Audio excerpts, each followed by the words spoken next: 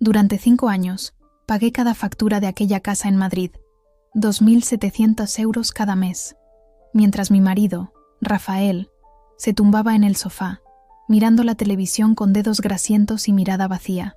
El programa de fútbol, las noticias, cualquier cosa que lo mantuviera distraído de la realidad que nos rodeaba. Nuestro matrimonio estaba muerto, pero yo seguía respirando por los dos. Conocí a Rafael en la universidad. Era encantador, lleno de sueños y promesas. Yo estudiaba contabilidad, él derecho. Nos casamos jóvenes, demasiado jóvenes quizás. Al principio, todo era como un cuento. Compramos un pequeño piso en las afueras, trabajábamos duro, soñábamos con hijos y vacaciones en las playas de Valencia. Pero los sueños, como las flores sin agua, se marchitan. El cambio fue gradual. Primero, pequeñas mentiras sobre dónde había estado. Luego, retrasos en su parte de las facturas.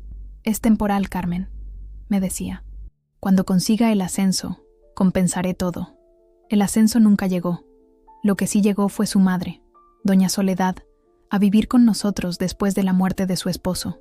Aquella mujer, con su pelo teñido de negro azabache y sus labios siempre fruncidos en desaprobación, convirtió mi casa en un campo de batalla. Una buena esposa mantendría esta casa más limpia, decía mientras pasaba un dedo por los muebles que yo había limpiado esa misma mañana. Una buena esposa tendría hijos ya, susurraba cuando creía que no la escuchaba, como si no lo hubiéramos intentado, como si cada mes, al ver la sangre, no me destrozara por dentro. Mientras tanto, yo ascendía en el banco donde trabajaba, de cajera a supervisora, de supervisora a gerente de sucursal.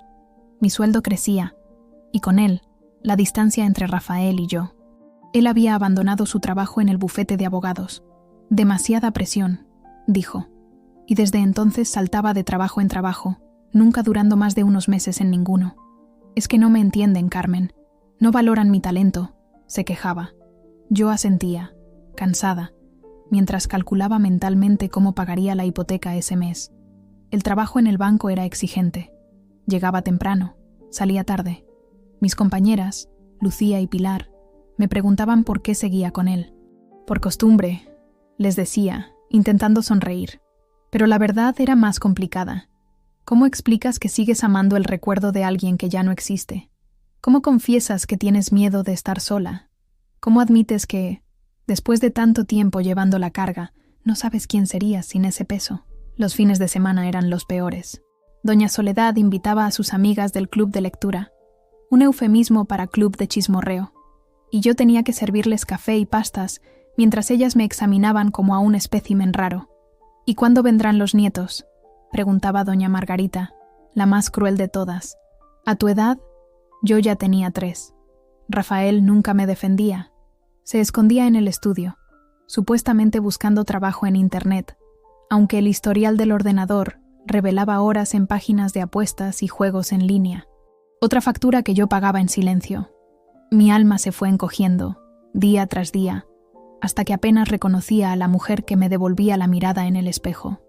Las ojeras bajo mis ojos contaban historias de noches sin dormir, de resentimiento demasiado cansado para pronunciar su nombre. En el trabajo, mantenía una fachada de profesionalidad. Nadie sabía que, algunas veces, lloraba en el baño durante mi descanso. Nadie veía que llevaba la misma ropa varias veces a la semana, porque no tenía dinero para comprarme nada nuevo, después de pagar todas las deudas que Rafael acumulaba. Mi madre, que vivía en Sevilla, me llamaba todos los domingos. «Hija, no me gusta cómo suenas», me decía. Yo le aseguraba que todo estaba bien, que solo estaba cansada por el trabajo. No le contaba sobre las noches en vela, sobre las discusiones, sobre el dinero que desaparecía de nuestra cuenta para aparecer en las de Rafael, siempre con excusas diferentes. Una tarde, revisando los extractos bancarios en la oficina, descubrí transferencias a una cuenta que no reconocía. Eran pequeñas cantidades, pero regulares. Cuando confronté a Rafael, me juró que era para un préstamo a un amigo. Le creí, o fingí creerle. Era más fácil que enfrentar la verdad. La gota que colmó el vaso llegó un viernes por la noche. Había sido un día particularmente duro en el banco. Un cliente había gritado. Mi jefe había criticado un informe en el que había trabajado toda la semana, y el metro se había averiado, obligándome a caminar 40 minutos bajo la lluvia. Llegué a casa empapada, agotada, solo para encontrar a doña Soledad y Rafael discutiendo en la cocina. Me quedé en el pasillo, escuchando sin que me vieran. «Necesito 8.700 euros para las reformas de la casa de Málaga», decía ella. «Es esencial, Rafael. El tejado tiene goteras y la fachada es un desastre». «Mamá, no tenemos ese dinero», respondió él, con la voz que usaba cuando quería parecer razonable pero estaba a punto de ceder. «¿Cómo que no? Tu mujer gana suficiente. Que pida un préstamo». Entré en la cocina entonces, dejando caer mi bolso empapado sobre la mesa. Los dos se volvieron sorprendidos. «No vamos a pedir ningún préstamo», dije, con una calma que no sentía. «Ya tenemos suficientes deudas». Doña Soledad me miró como si fuera un insecto. «Siempre tan tacaña», espetó. «Esta casa la pagó mi hijo». Quise reírme. La hipoteca la pagaba yo, cada mes, junto con la luz, el agua, el gas, la comida que ella devoraba mientras criticaba mi cocina. «No es tacañería, es realidad», respondí, quitándome la chaqueta mojada. «No podemos permitírnoslo. Lo que ocurrió después parece ahora como una pesadilla en cámara lenta». Doña Soledad, con su cara contorsionada de rabia, agarró un jarrón de porcelana que había sobre la encimera, un regalo de mi madre, ironías de la vida, y lo estrelló contra mi cabeza. El dolor fue inmediato, cegador. Sentí la sangre caliente correr por mi sien, el mundo dando vueltas. Mis piernas cedieron y caí al suelo, aturdida y herida. Y mientras yacía allí, tratando de entender lo que acababa de suceder, escuché algo que rompió lo poco que quedaba de mi corazón. Rafael se estaba riendo. No era una risa nerviosa, de esas que surgen del shock. Era una risa cruel, divertida, como si ver a su esposa sangrando en el suelo fuera lo más gracioso que había visto en años. Recuerdo estar tendida en el suelo frío de la cocina, mi visión nublada por el dolor y la incredulidad. El silencio de Rafael era más ensordecedor que el estallido del jarrón. Su sonrisa burlona fue una traición más profunda que cualquier herida física. Algo se quebró dentro de mí. No fue miedo ni tristeza. Algo más frío, más claro. No grité, no lloré. Me levanté, lenta y silenciosa, como en trance. La sangre goteaba por mi mejilla, manchando la blusa blanca que me había puesto esa mañana para una reunión importante. Doña Soledad seguía de pie, su respiración agitada, sus ojos brillantes con una satisfacción perversa. Rafael había dejado de reír, pero la sonrisa seguía allí, como una cicatriz en su cara que alguna vez amé.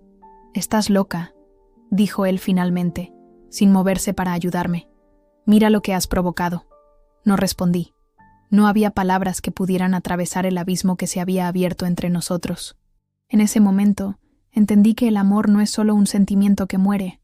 A veces, es un cadáver que enterramos y seguimos cargando, fingiendo que aún respira. Caminé hacia nuestro dormitorio. Cada paso un pequeño triunfo contra el mareo.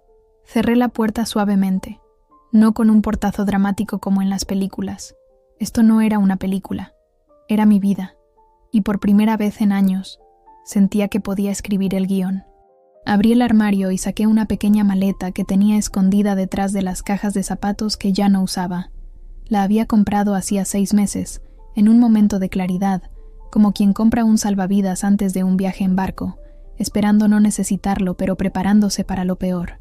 Metí lo esencial: mi pasaporte, documentos personales, algo de ropa, el dinero que había estado guardando en secreto, unos 3.000 euros que había ido ahorrando poco a poco, sacando pequeñas cantidades de mi nómina antes de que Rafael pudiera ver los extractos, un teléfono móvil de prepago que había comprado en caso de emergencia. Mientras empacaba, pensé en Laura, mi hermana menor que vivía en Barcelona. Siempre me había ofrecido un lugar donde quedarme si las cosas se ponían feas. «No seas tonta, Carmen», me decía cada vez que hablábamos. «Nadie merece vivir así». Nunca le había hecho caso. Hasta ahora. Me miré en el espejo del baño mientras limpiaba la sangre de mi cara. La herida no era profunda, pero dejaría una cicatriz, como todas las heridas importantes en la vida. Me puse una tirita, y recogí mi maquillaje. No necesitaría mucho donde iba. Cuando salí del dormitorio con mi pequeña maleta, Rafael y su madre estaban en la sala, él sentado en el sofá, fingiendo interés en el partido de fútbol. Ella, recogiendo los trozos del jarrón roto. Ambos levantaron la mirada cuando me vieron. Los ojos de Rafael se agrandaron levemente, percibiendo el cambio.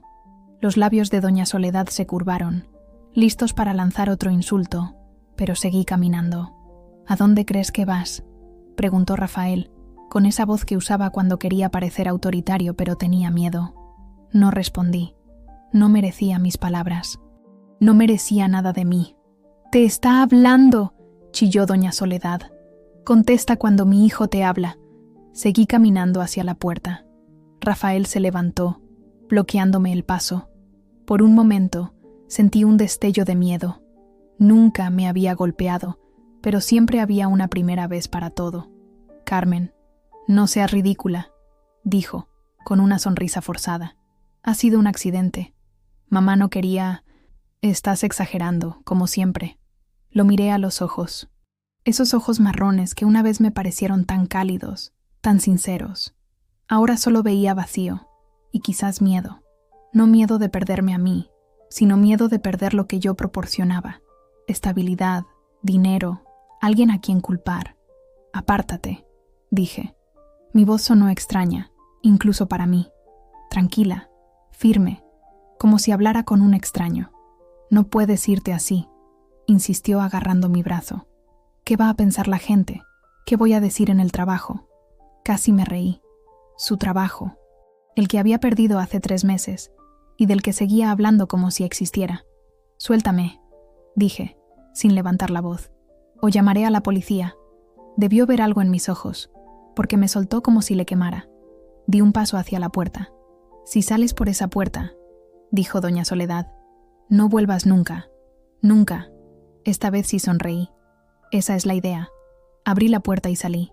El aire de la tarde de Madrid me golpeó la cara, fresco y lleno de posibilidades. Era octubre, y las hojas caían de los árboles que bordeaban nuestra calle. No, su calle ahora. El cielo estaba despejado, de un azul intenso que parecía burlarse de la tormenta que acababa de vivir. Caminé hasta la esquina, donde sabía que podría encontrar un taxi. No miré atrás. No necesitaba ver la casa que había sido mi prisión durante 5 años. Solo quería mirar adelante, hacia un futuro incierto pero mío. El taxista era un hombre mayor, con el pelo canoso y una sonrisa amable. «¿A dónde la llevo, señora?», preguntó. Dudé un momento. No podía ir a casa de ninguna amiga en Madrid. Rafael las conocía a todas. No podía ir a un hotel cercano. Sería lo primero que él comprobaría cuando se diera cuenta de que hablaba en serio. «A la estación de Atocha», respondí finalmente. Compraría un billete para el primer tren que saliera. No importaba el destino. Solo necesitaba distancia. Durante el trayecto, miré por la ventana las calles de Madrid. Pasamos por la Gran Vía, llena de luces y gente. ¿Cuántas veces había paseado por allí con Rafael, en los primeros días, cogidos de la mano, soñando con el futuro? La ciudad no había cambiado, pero yo sí. Mi teléfono empezó a sonar. Rafael. Lo apagué y saqué el otro, el de prepago. Envié un mensaje a Laura. «Voy para Barcelona. Te explico cuando llegue». Su respuesta fue inmediata. «Por fin. Te espero». En la estación, compré un billete para el AVE de las 20:15 a Barcelona. Tenía 1 hora de espera. Me senté en una cafetería, pedí un café, y por primera vez desde que salí de casa, sentí el peso de lo que acababa de hacer. Un sollozo subió por mi garganta, pero lo contuve. No eran lágrimas de tristeza, sino de alivio, de liberación. Pensé en lo que dejaría atrás, mi trabajo en el banco, algunos amigos, la rutina que, aunque dolorosa, era familiar.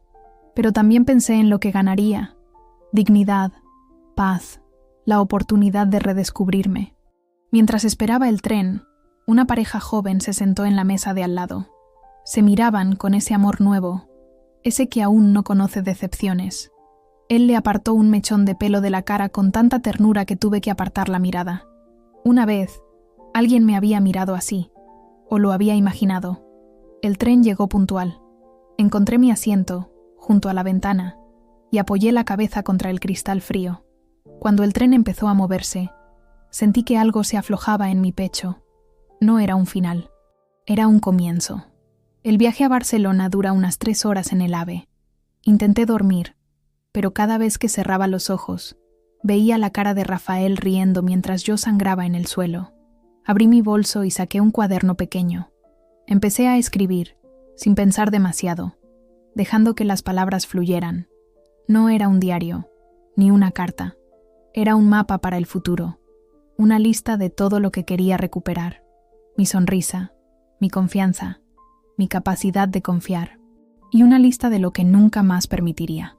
Humillaciones, mentiras, abuso. Cuando llegué a Barcelona, Laura me esperaba en el andén. Nos abrazamos en silencio. Ella miró la tirita en mi frente, pero no preguntó. No necesitaba hacerlo. Tengo la habitación de invitados preparada, dijo cogiendo mi maleta, y una botella de vino abierta. Gracias, respondí, con la voz rota por primera vez en todo el día. Solo será por unos días, hasta que encuentre algo. Laura me miró con esa expresión que solo las hermanas pueden tener. Mitad exasperación, mitad amor incondicional. Quédate el tiempo que necesites. Siempre has cuidado de todos, Carmen. Es hora de que alguien cuide de ti. Esa noche, sentada en el balcón del apartamento de Laura, con vistas al mar Mediterráneo, bebiendo vino y comiendo pizza, le conté todo. No solo lo de ese día, sino todo, las mentiras, las deudas, los años de soledad dentro de mi propio matrimonio. Hablé hasta quedarme sin voz, y luego lloré hasta quedarme sin lágrimas. ¿Y ahora qué?, preguntó Laura cuando finalmente me calmé. Miré hacia el horizonte, donde el mar se fundía con el cielo nocturno. Ahora vivo, respondí, pero primero duermo. Esa noche dormí sin sueños, sin pesadillas, sin despertarme sobresaltada por preocupaciones. Por primera vez en años, dormí como una mujer libre. Una semana después de mi llegada a Barcelona, alquilé un pequeño apartamento en el barrio del Born. Laura insistió en que me quedara con ella, pero necesitaba mi propio espacio, un lugar donde reconstruirme sin testigos, donde mis lágrimas o mis risas no tuvieran que explicarse a nadie. El apartamento era minúsculo, una habitación, un baño diminuto, una cocina que apenas merecía ese nombre, pero tenía un balcón con geranios rojos y una vista a una plaza donde los niños jugaban por las tardes. Era mío, o lo sería, una vez pagara el primer mes de alquiler. Conseguí trabajo en una pequeña gestoría cerca de la Sagrada Familia. No era el banco, con su aire acondicionado perfecto y sus suelos de mármol, pero el dueño, Jordi, un hombre de unos 50 años con gafas redondas y una sonrisa amable, no hizo preguntas cuando le entregué mi currículum con una dirección de Barcelona tachada y reemplazada a mano. Experiencia en contabilidad y finanzas, murmuró, repasando mi historial. ¿Por qué dejar un puesto de gerente en Madrid por un trabajo de administrativa aquí? Necesitaba un cambio, respondí, tocando inconscientemente la pequeña cicatriz sobre mi ceja, ya casi curada. Jordi asintió, como si esa respuesta vaga fuera suficiente. Quizás vio algo en mis ojos, esa mezcla de determinación y miedo que llevan las personas que están reconstruyendo sus vidas desde cero. El sueldo no es mucho, advirtió. No necesito mucho, contesté. Era verdad. Había aprendido a vivir con poco durante años, solo que antes todo mi dinero se iba en mantener las apariencias de un matrimonio que no existía. Empecé al día siguiente. El trabajo era sencillo: organizar facturas, hacer gestiones bancarias, atender llamadas. Me gustaba su monotonía tranquila, tan diferente de la presión constante del banco, y me gustaba Jordi, que me dejaba tranquila, pero siempre tenía una palabra amable, o un café esperando en mi mesa las mañanas que llegaba con los ojos enrojecidos por el llanto nocturno. Durante las primeras semanas, me concentré en sobrevivir, en respirar, en recordar quién era antes de convertirme en la esposa de Rafael, en la nuera de Doña Soledad, en la mujer que pagaba las facturas y agachaba la cabeza. Cambié mi número de teléfono, creé una nueva cuenta de correo electrónico, cancelé mis perfiles en redes sociales. Me volví un fantasma. O eso creía. Una tarde, mientras volvía del trabajo, vi a un hombre que se parecía a Rafael en la acera de enfrente. El corazón me dio un vuelco. Me escondí en una tienda hasta asegurarme de que no era él, solo alguien con un corte de pelo similar. Pero el miedo persistió.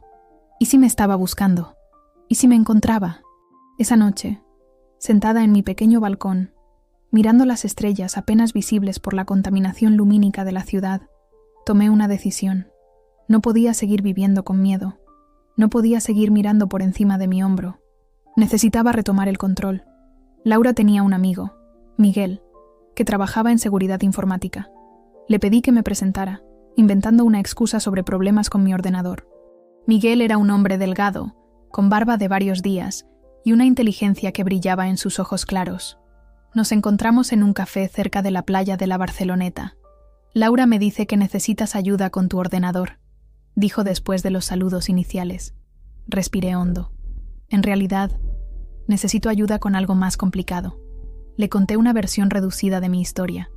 No todos los detalles, solo los suficientes para que entendiera la gravedad de la situación. Mientras hablaba, su expresión pasó de la curiosidad a la indignación, y luego a algo más duro, más resuelto. ¿Qué necesitas exactamente?, preguntó cuando terminé.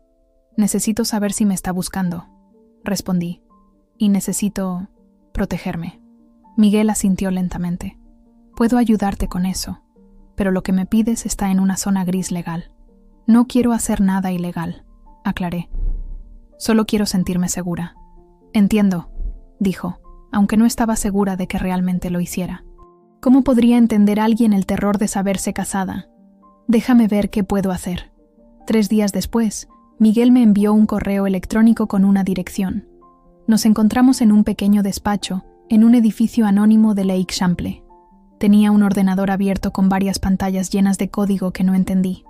He estado investigando, dijo, ofreciéndome una silla. Tu marido ha presentado una denuncia por abandono del hogar.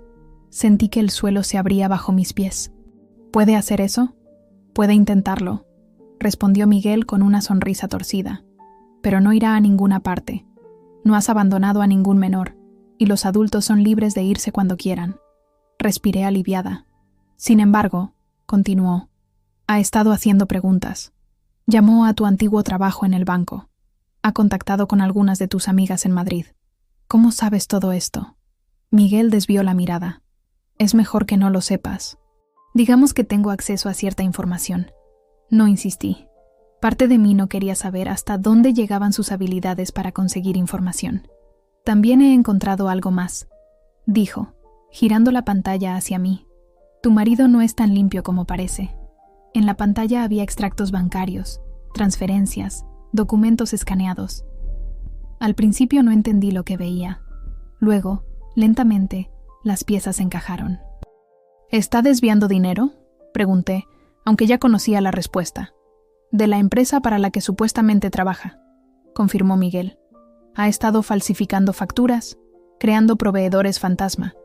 Es bastante sofisticado en realidad. Una risa amarga escapó de mi garganta. Rafael, que no podía recordar pagar la factura del teléfono, había encontrado la energía para montar un esquema de fraude. ¿Y su madre está involucrada? Miguel asintió. La casa de Málaga que mencionaste está a nombre de una empresa fantasma que ella dirige. Han estado blanqueando dinero a través de supuestas reformas. Me quedé en silencio, asimilando la información. No debería haberme sorprendido. Siempre había sospechado que había algo turbio en los repentinos viajes de Rafael, en el dinero que aparecía y desaparecía, en las llamadas a puerta cerrada. ¿Qué puedo hacer con esto?, pregunté finalmente. Miguel me miró fijamente.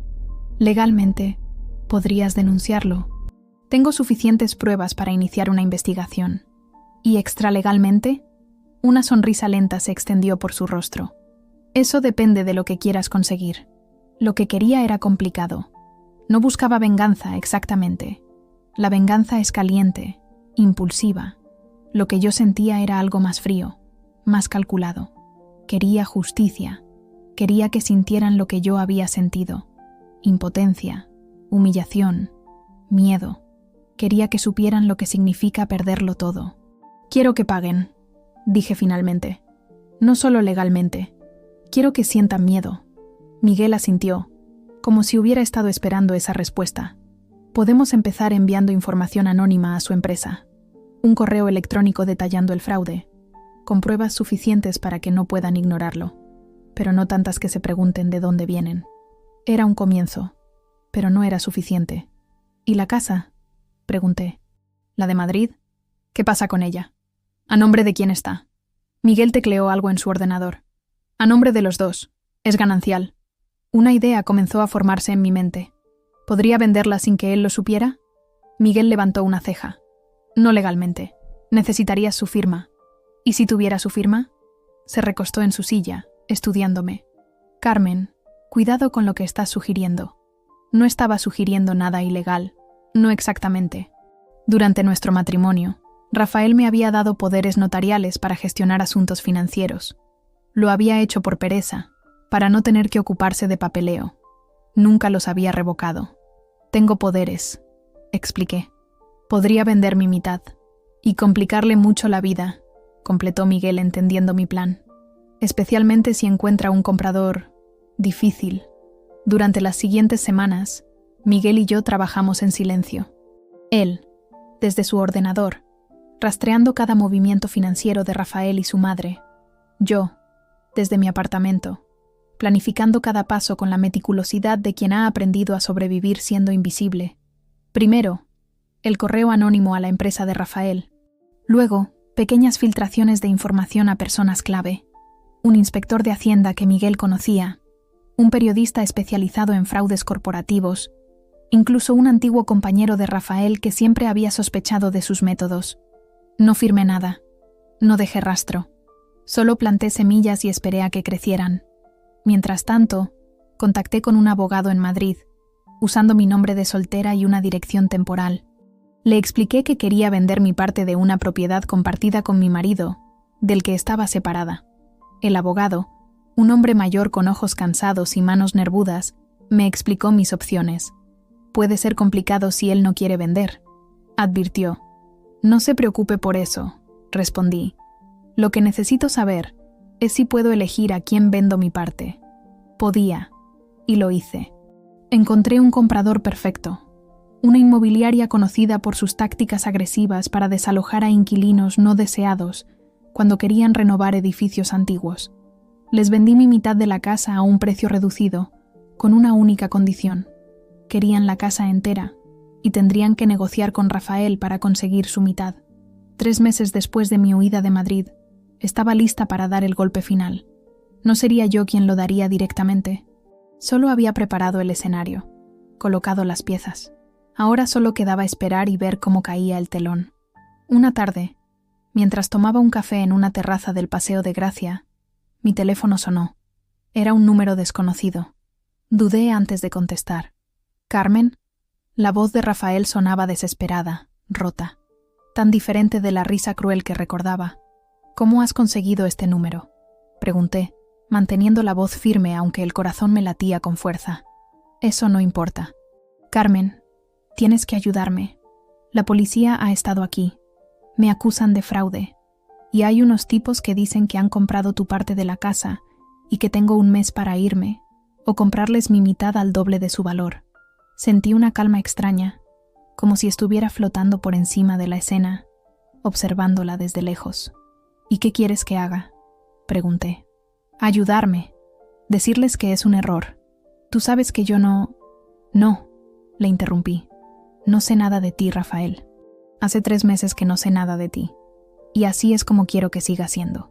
Hubo un silencio al otro lado de la línea. Cuando habló de nuevo, su voz había cambiado. Ya no sonaba desesperado. Sonaba amenazador. Esto es cosa tuya, ¿verdad? Tú les has dado la información. Tú has vendido la casa. No respondí. No necesitaba hacerlo. Te encontraré, siseó. Y cuando lo hagas, le corté. Tendrás más problemas de los que ya tienes, porque tengo copias de todo, Rafael. Cada transacción fraudulenta, cada mentira. Y si me pasa algo, esas copias irán directamente a la policía, a Hacienda y a todos los periódicos de España. Otro silencio.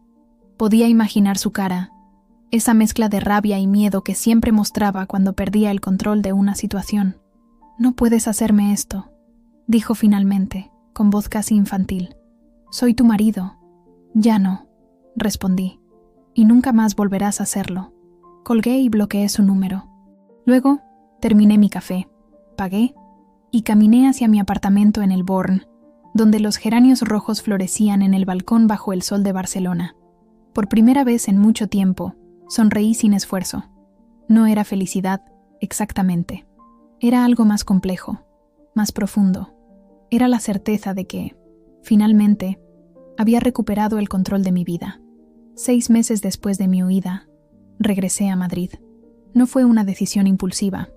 Cada paso había sido calculado, como una partida de ajedrez donde conocía todos los movimientos de mi oponente antes de que los hiciera. Miguel me había mantenido informada. Rafael estaba hundido hasta el cuello en problemas legales.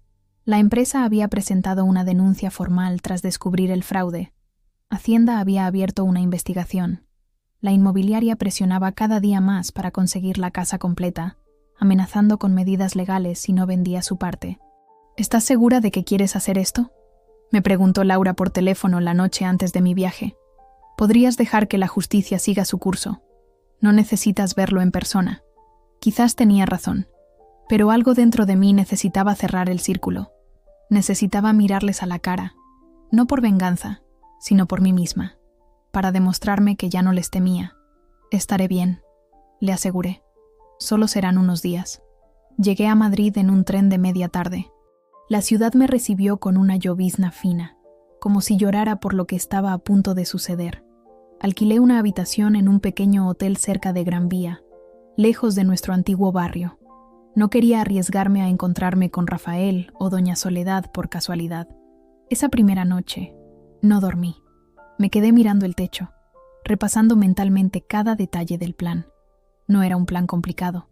Solo quería entregarles personalmente los documentos que confirmaban que lo sabía todo. Quería ver sus caras cuando entendieran que su mundo estaba a punto de derrumbarse.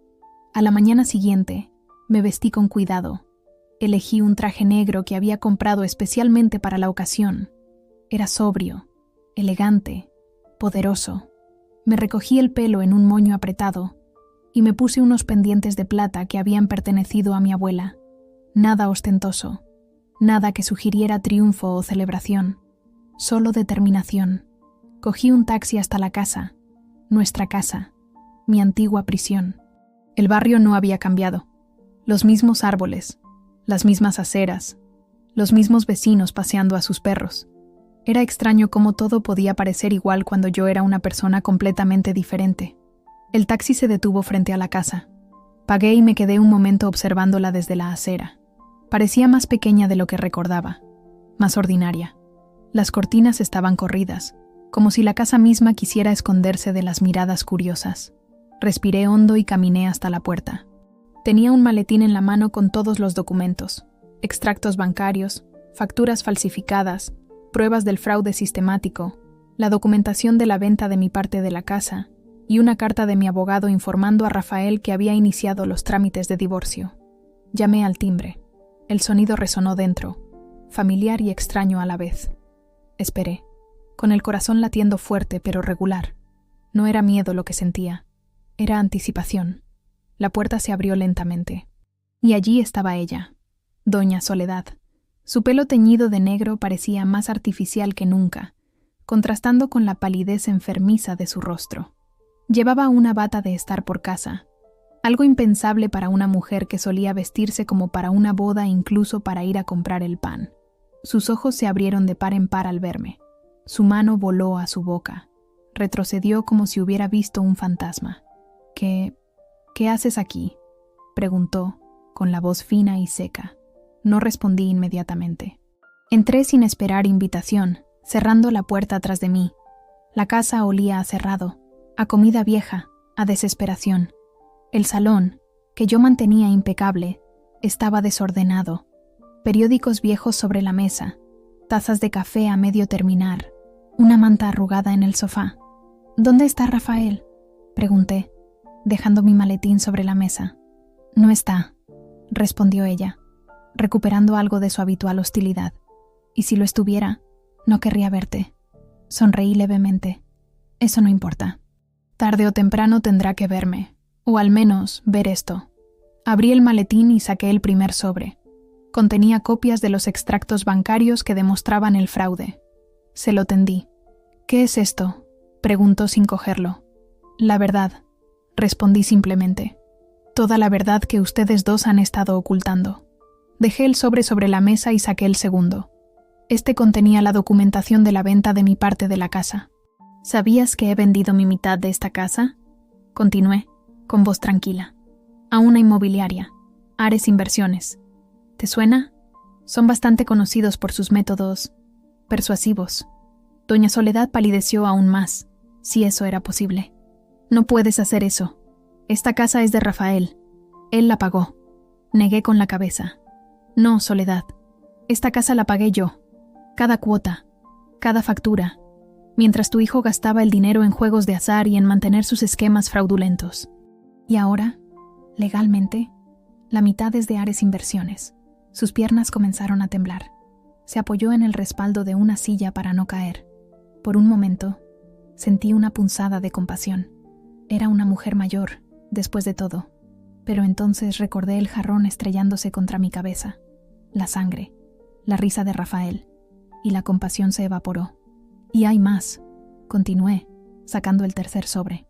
«He presentado una denuncia formal contra Rafael por fraude y falsificación de documentos. La investigación ya está en marcha. Y he incluido tu nombre, Soledad, como cómplice».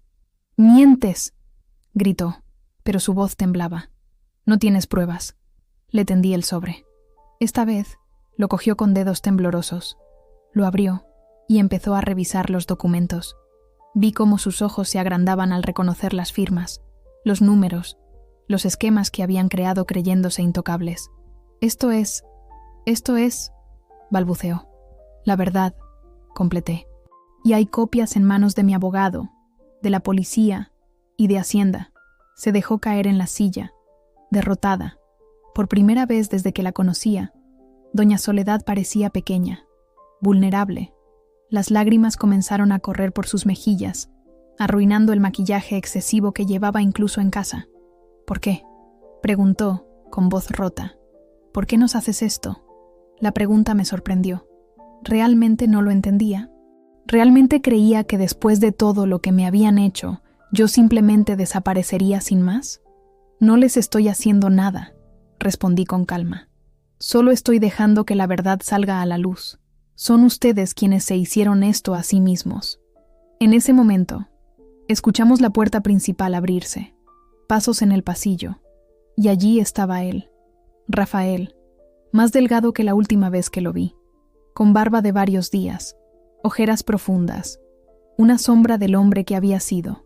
Se quedó paralizado al verme.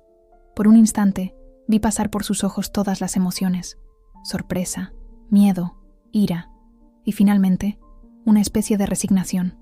«Carmen», dijo, como un suspiro. «Rafael», respondí, con un leve asentimiento. Miró a su madre, llorando sobre los documentos esparcidos, y luego a mí, de pie junto a la mesa, serena y firme. «Así que fuiste tú», dijo. No era una pregunta. «Todo este tiempo fuiste tú». «¿Quién más?», pregunté, sosteniendo su mirada. Dio un paso hacia mí, y por un segundo sentí un destello de miedo, pero se detuvo, dejando caer los hombros. «¿Qué quieres?», preguntó, con voz cansada. «¿Dinero? Ya no tengo. ¿La casa? Ya has vendido tu parte. ¿Qué más quieres de nosotros?». Pensé en esa pregunta. ¿Qué quería realmente? No era venganza, no exactamente. La venganza es caliente, impulsiva. Lo que yo había hecho era frío, calculado. No era odio. El odio requiere demasiada energía, y yo ya no estaba dispuesta a gastar mi energía en ellos. «Justicia», respondí finalmente. «Y paz. Quiero que entiendan que todo lo que está pasando es consecuencia de sus propias acciones, y quiero que sepan que nunca más volverán a hacerme daño». Saqué el último sobre del maletín y se lo entregué a Rafael. Eran los papeles del divorcio. «Firma esto», le dije, «y no volverás a verme nunca más».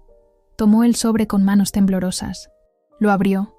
Revisó los documentos brevemente.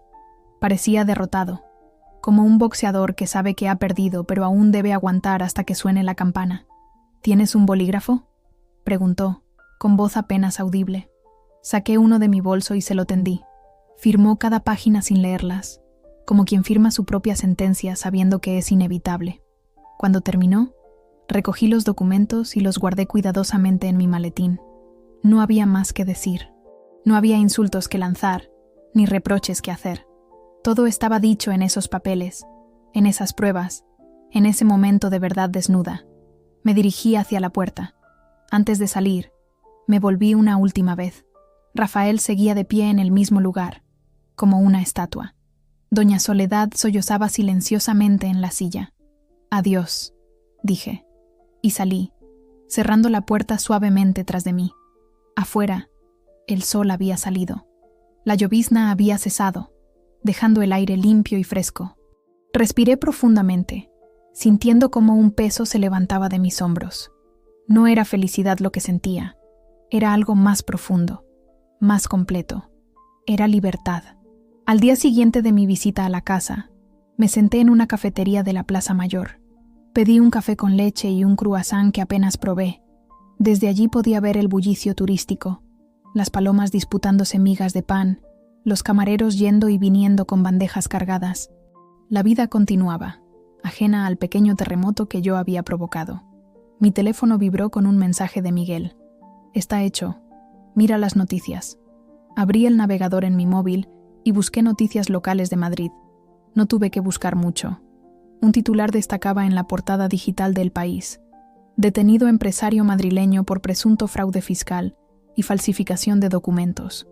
La foto mostraba a Rafael, con la cabeza gacha, entrando en un coche policial.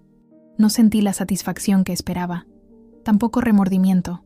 Solo una extraña calma, como quien contempla desde la orilla cómo se aleja una tormenta en el mar. El teléfono volvió a vibrar.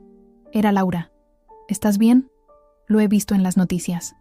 «Estoy bien», respondí. Era verdad. Por primera vez en mucho tiempo, estaba realmente bien. Pasé el resto del día caminando por Madrid. Visité el Retiro, donde Rafael y yo solíamos pasear los domingos durante nuestro primer año juntos. Me senté junto al estanque, observando a las parejas en las barcas, recordando sin dolor. Luego fui al Museo del Prado, perdiéndome entre cuadros que habíamos contemplado juntos, pero que nunca había mirado realmente, demasiado pendiente de su aprobación, de su opinión. Al atardecer, recibí otro mensaje de Miguel. «Ahora van a por ella. Prepárate para más noticias». No tuve que esperar mucho. Esa misma noche, mientras cenaba sola en un pequeño restaurante cerca de mi hotel, las noticias de las 9 mostraron imágenes de Doña Soledad siendo escoltada por policías. El reportero explicaba que había sido detenida como cómplice en una trama de blanqueo de capitales relacionada con propiedades en la costa. La observé en la pantalla, luchando contra los agentes, gritando, acusándome, aunque sin nombrarme, de conspiración y traición. Su pelo teñido, normalmente impecable, estaba despeinado. Su maquillaje, corrido por las lágrimas. Parecía vieja y patética, una caricatura de la mujer altiva que me había atormentado durante años. Alguien en la mesa de al lado comentó: «Mira qué pintas», y seguro que se creía muy señora. Su acompañante respondió: «Todos estos ricachones son iguales. Roban a manos llenas y luego van de dignos». Pagué la cuenta y salí del restaurante. No quería seguir escuchando. No porque me doliera, sino porque ya no me importaba. Rafael, Doña Soledad, su casa, sus mentiras, todo eso pertenecía a otra vida, a otra Carmen. A la mañana siguiente, mientras hacía el equipaje para volver a Barcelona, recibí una llamada de un número desconocido. Dudé antes de contestar, pero algo me dijo que debía hacerlo. «¿Carmen Vega?», preguntó una voz masculina. «Sí, soy yo. Soy el inspector Mendoza, de la Unidad de Delitos Económicos. Necesitamos que venga a declarar sobre el caso de Rafael Montero». Sentí un nudo en el estómago. ¿Me consideraban cómplice? ¿Sospechaban de mí? «Por supuesto», respondí, intentando mantener la calma. «¿Cuándo necesitan que vaya?» «Esta tarde, si es posible. Es solo una declaración rutinaria. Usted figura como su esposa en los documentos. Estamos en trámites de divorcio», aclaré. «Aún así, necesitamos su testimonio». Acepté y cambié mi billete de tren para el día siguiente. Esa tarde, me presenté en la comisaría indicada. Era un edificio gris y funcional, sin ningún encanto. Me condujeron a una sala de interrogatorios sencilla. Una mesa, 4 sillas, paredes beige, una ventana con persianas. El inspector Mendoza resultó ser un hombre de unos 50 años, con el pelo canoso y gafas de montura fina. Tenía aspecto cansado pero amable. «Gracias por venir, señora Vega», dijo, ofreciéndome asiento. «Lamento las molestias». «No hay problema. Quiero colaborar». Me explicó que necesitaban entender mi nivel de implicación en los negocios de Rafael. ¿Sabía yo del fraude? ¿Había firmado algún documento? ¿Conocía las propiedades en Málaga? Respondí con honestidad. No conocía los detalles del fraude hasta hace poco. Sí, había firmado documentos, pero confiando en mi marido y sin leer la letra pequeña. Nunca había estado en la supuesta casa de Málaga, aunque doña Soledad hablaba constantemente de ella. «Tengo entendido que usted trabajaba en un banco», comentó el inspector. «Sí, era gerente de sucursal. Y aún así, ¿nunca sospechó nada?» Sonreí tristemente. «Inspector, cuando confías en alguien, a veces no ves lo que está delante de tus ojos. Yo confiaba en él, hasta que dejé de hacerlo». Pareció satisfecho con esa respuesta. Me mostró algunos documentos. Me pidió que identificara firmas, que explicara transferencias que habían salido de cuentas a mi nombre. Algunas las reconocí como legítimas, otras, claramente, habían sido falsificadas. «Su firma está bastante bien imitada», comentó, señalando un documento. «Rafael siempre tuvo buena mano para el dibujo», respondí con ironía. El inspector sonrió levemente, como quien aprecia el humor negro en una situación difícil. Al final de la entrevista, que duró casi 3 horas, me informó que no me consideraban sospechosa. Mi cooperación había sido útil, y mi testimonio sería importante en el juicio. «¿Tendré que testificar?», pregunté, sintiendo un leve escalofrío. No quería volver a enfrentarme a Rafael, a doña Soledad, a todo ese pasado que intentaba dejar atrás. «Es posible», respondió el inspector, «pero no se preocupe, no será inmediatamente. Estos casos llevan tiempo». Salí de la comisaría cuando ya anochecía. Me sentía extrañamente ligera, como si hubiera dejado allí otra capa de mi antigua vida. Ya no era la esposa engañada. Ahora era un testigo, una pieza más en un proceso legal que seguiría su curso con o sin mi participación emocional. Esa noche, en mi habitación de hotel, encendí el televisor mientras hacía la maleta. Las noticias mostraban más detalles del caso. Aparentemente, el fraude era mayor de lo que incluso yo había sospechado. Rafael no solo había desviado dinero de su empresa, había estafado a inversores, había falsificado documentos bancarios, había creado una red de empresas fantasma que se extendía hasta Portugal. Las autoridades estiman que el fraude podría ascender a varios millones de euros, decía la presentadora. Entre los afectados se encuentran pequeños inversores que confiaron en los esquemas piramidales creados por el detenido. Apagué el televisor. No quería saber más. No quería imaginar a todas esas personas, como yo, que habían confiado y habían sido traicionadas. Me pregunté cuántas de ellas habrían perdido sus hogares, sus ahorros, sus sueños. A la mañana siguiente, tomé el tren de vuelta a Barcelona. Durante el viaje, intenté leer, pero no podía concentrarme. Mi mente seguía volviendo a Madrid, a la comisaría, a las imágenes de Rafael y doña Soledad detenidos. No por remordimiento, sino por una especie de incredulidad. ¿Cómo había podido estar tan ciega durante tanto tiempo? ¿Cómo no había visto la verdadera naturaleza de las personas con las que compartía mi vida? Miguel me esperaba en la estación de Sants. No habíamos quedado, pero allí estaba, con su eterna barba de 2 días y una sonrisa torcida. «¿Cómo lo sabías?», pregunté, sorprendida de verlo. «Tengo mis fuentes», respondió enigmáticamente. «¿Cómo estás?». «Bien», dije, y me di cuenta de que era verdad. Extrañamente bien. Me acompañó a mi apartamento, cargando mi maleta a pesar de mis protestas. Por el camino, me puso al día sobre los detalles que no habían salido en las noticias. Rafael se enfrentaba a una posible condena de hasta 10 años. Doña Soledad, por su edad y por su papel secundario, probablemente saldría mejor parada, pero aún así podría pasar una temporada en prisión. «¿Te sientes mal por ellos?», preguntó cuando llegamos a mi puerta. Pensé en la pregunta. ¿Sentía pena? ¿Remordimiento? ¿Culpa?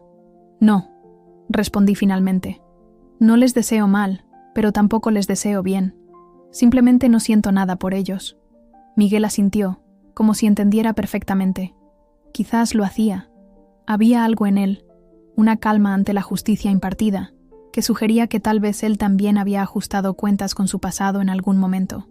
¿Y ahora qué?, preguntó, dejando mi maleta junto a la puerta.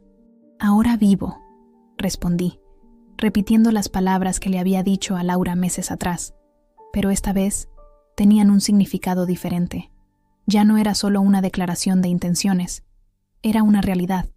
En las semanas siguientes, seguí el caso a través de los periódicos. Rafael fue enviado a prisión preventiva. La empresa para la que trabajaba presentó una demanda civil por daños. Los inversores estafados formaron una plataforma para reclamar su dinero. Doña Soledad, sorprendentemente, fue puesta en libertad bajo fianza, aunque con cargos pendientes. Un día, recibí una carta. No tenía remitente, pero reconocí la letra inmediatamente. Era de ella. La abrí con curiosidad, sin miedo. Carmen, comenzaba, no espero tu perdón. Solo quiero que sepas que Rafael siempre fue débil. Yo lo hice así. Le enseñé a tomar lo que quería sin preguntar, a creer que el mundo le debía algo. Tú eras demasiado buena para él, demasiado buena para nosotros. Ojalá lo hubiera visto antes. Soledad. No respondí. No había nada que decir. Guardé la carta en un cajón y seguí con mi vida. Jordi me había ofrecido un ascenso en la gestoría. Estaba considerando aceptarlo, aunque también tenía una oferta para volver al sector bancario, esta vez en una pequeña cooperativa de crédito que se centraba en financiar proyectos sociales. Una tarde, mientras tomaba un café con Laura en una terraza frente a la playa de la Barceloneta, vi en mi teléfono un titular: condenado a 8 años de prisión empresario madrileño por fraude masivo. Era el punto final, el verdadero final. ¿Estás bien?, preguntó Laura, notando mi expresión. Le mostré la noticia. Leyó en silencio y luego me miró, buscando algún signo de angustia o satisfacción en mi rostro. ¿Sabes qué es lo más extraño?, dije finalmente. Que no siento nada. Ni alegría, ni tristeza. Es como leer sobre un extraño. Laura sonrió, comprensiva. Eso significa que has sanado. Cuando algo deja de dolerte, es porque ya no forma parte de ti. Asentí, mirando hacia el mar. Las olas llegaban a la orilla y se retiraban, en un ciclo eterno de avance y retroceso, como la vida, como el dolor, como la sanación. A su salud, dijo Laura, levantando su taza de café. A la salud de la nueva Carmen. Choqué mi taza con la suya, sonriendo. A la salud de la verdad y de la justicia. Ha pasado 1 año desde que Rafael fue condenado. 1 año desde que cerré definitivamente ese capítulo de mi vida. Barcelona se ha convertido en mi hogar, aunque a veces todavía me siento como una extranjera que aprende a navegar por sus calles estrechas y sus plazas soleadas. Acepté el trabajo en la cooperativa de crédito. Se llama Futuros Compartidos y ocupa un pequeño local en el barrio del Raval. No es el banco elegante donde trabajaba en Madrid, con sus suelos de mármol y sus clientes de traje. Aquí, los clientes son pequeños empresarios, artistas, asociaciones vecinales, personas con sueños que necesitan un poco de ayuda para hacerlos realidad. Mi apartamento en el Born ya no me parece tan pequeño. Le he dado vida con plantas, libros, pequeños tesoros encontrados en mercadillos de fin de semana. Las paredes, antes desnudas, ahora están llenas de fotografías. Laura y yo en la playa, mi madre en su última visita desde Sevilla, nuevos amigos con los que celebré mi cumpleaños.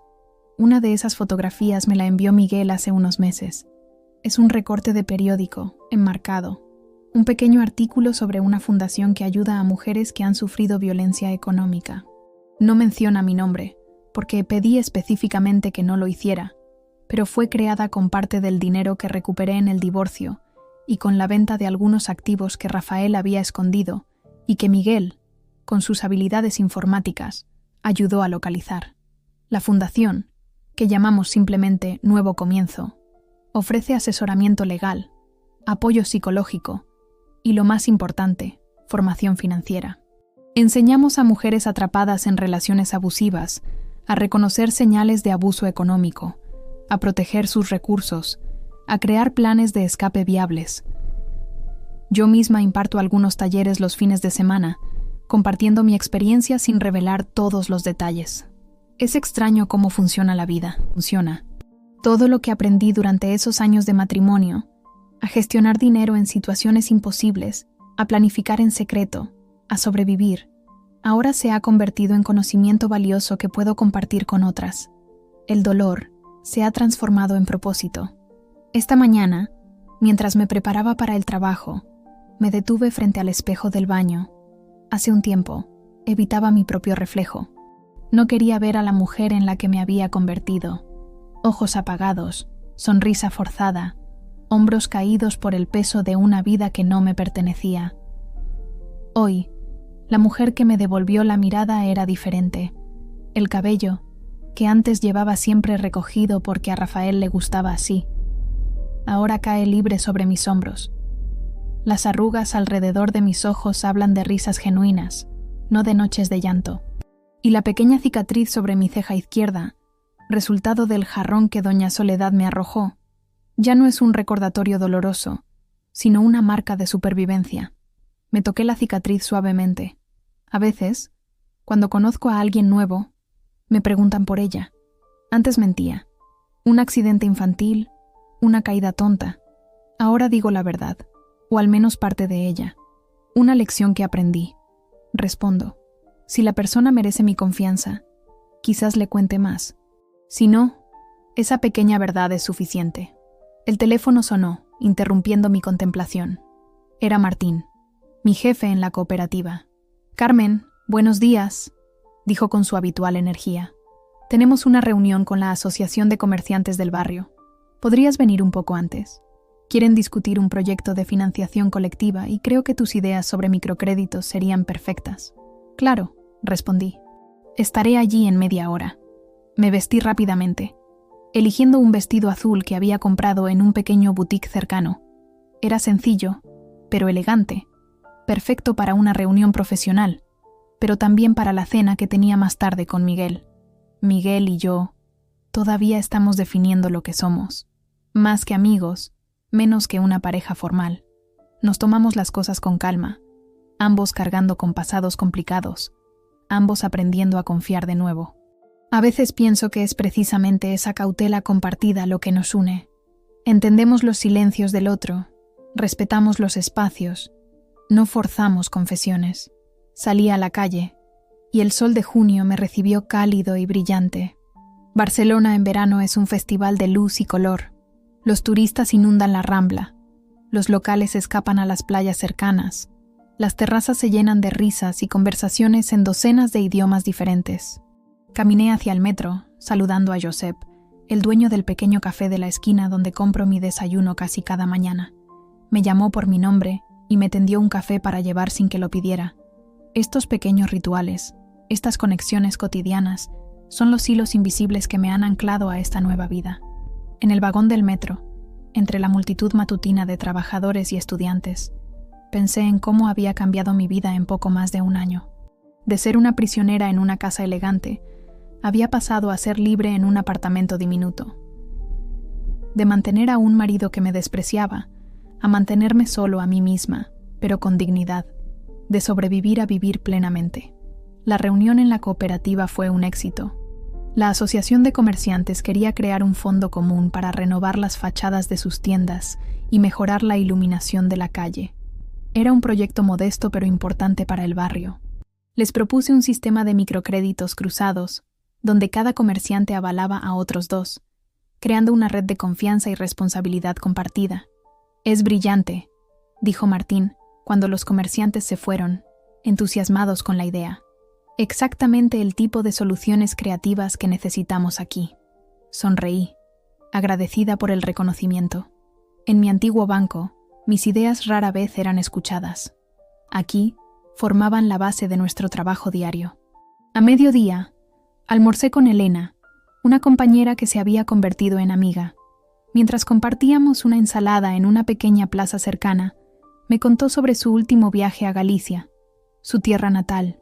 «Deberías venir conmigo la próxima vez. sugirió. Te encantaría. Los paisajes son espectaculares, la comida es increíble, y mi familia tiene una casa pequeña pero acogedora junto al mar. Me encantaría, respondí, sinceramente. Viajar era otro de los placeres que había redescubierto. Durante mi matrimonio, las vacaciones eran raras y siempre tensas, dominadas por los gustos de Rafael y las quejas de doña Soledad. Ahora, podía ir donde quisiera, cuando quisiera, dentro de mis posibilidades económicas. Claro está. Por la tarde, tuve una sesión de asesoramiento con Lucía, una mujer que había llegado a la fundación hace un mes. Su situación me resultaba dolorosamente familiar. Un marido que controlaba cada céntimo, que la hacía sentir incompetente con el dinero, que le ocultaba información sobre sus finanzas conjuntas. No puedo irme, me dijo, con los ojos brillantes de lágrimas contenidas. No tengo a dónde ir, no tengo dinero propio. ¿Y mis hijos? Le tomé las manos entre las mías. Te entiendo, Lucía. De verdad que sí. Y no voy a decirte que te vayas mañana. Lo que vamos a hacer es prepararte, poco a poco, para que cuando estés lista, tengas opciones. Le expliqué cómo podía empezar a ahorrar pequeñas cantidades, cómo documentar el abuso económico, cómo proteger su información personal. Le di recursos, contactos, un plan paso a paso. Y lo más importante, le di esperanza. Yo estuve donde tú estás, le dije al final de la sesión. Y mírame ahora.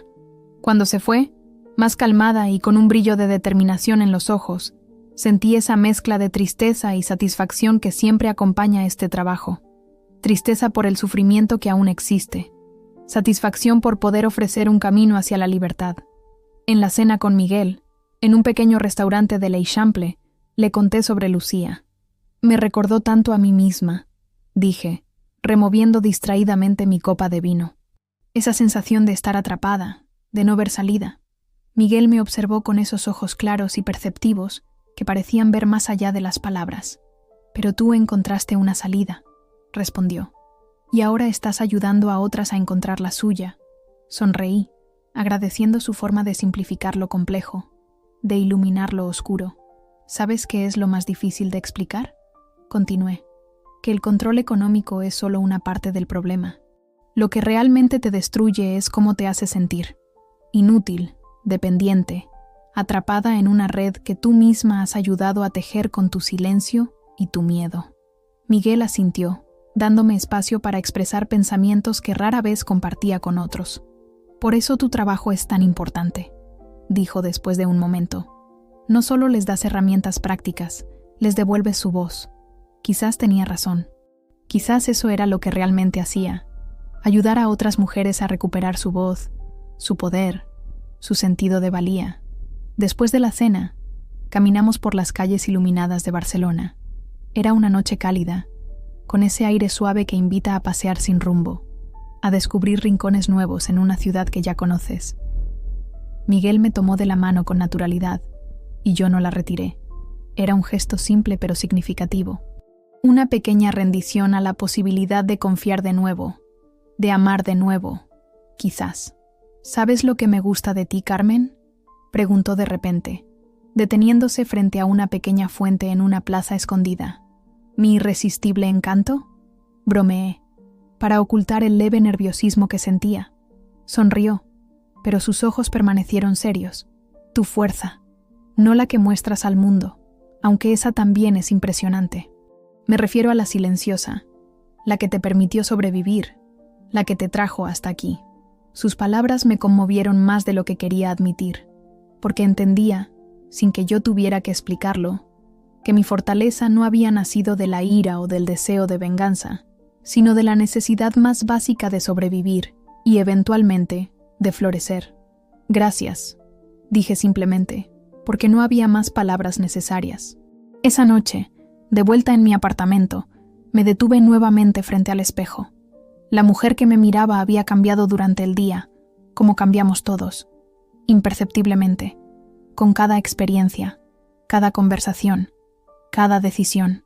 Ya no era la esposa sumisa de Rafael. Tampoco era la mujer herida que había huido de Madrid con una maleta pequeña y un corazón roto. Era alguien nuevo, forjada en el fuego de la adversidad pero no consumida por él. Mañana sería otro día. Habría más mujeres como Lucía buscando ayuda, más proyectos en la cooperativa, más momentos con Miguel, con Laura, con los amigos que había hecho en esta nueva vida. Habría desafíos, seguramente. El camino nunca es completamente llano, pero mientras me preparaba para dormir, sentí una certeza profunda. Estaba exactamente donde debía estar, haciendo exactamente lo que debía hacer, siendo exactamente quien debía ser. Y eso, después de todo lo vivido, era el mayor triunfo posible.